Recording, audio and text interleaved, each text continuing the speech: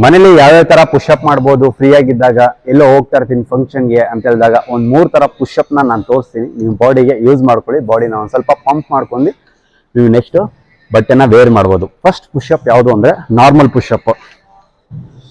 Normal push-up ಮಾಡಿ ಇದನ್ನ ಹೀಗೆ ಎಲ್ಬೋನ ವೈಡ್ ಮಾಡಿ 10 ಮಾಡಿ.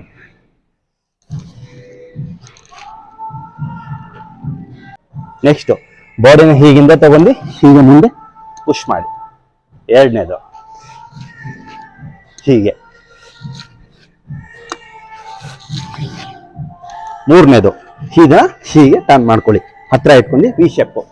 ಓಕೆ, ಬಾಡಿನ ಮುಂದೆ ತಗೊಂಡು ಹೀಗೆ ಫುಲ್ ಟ್ರೈಸೆಪ್ನ ಫೋಕಸ್ ಮಾಡಿ.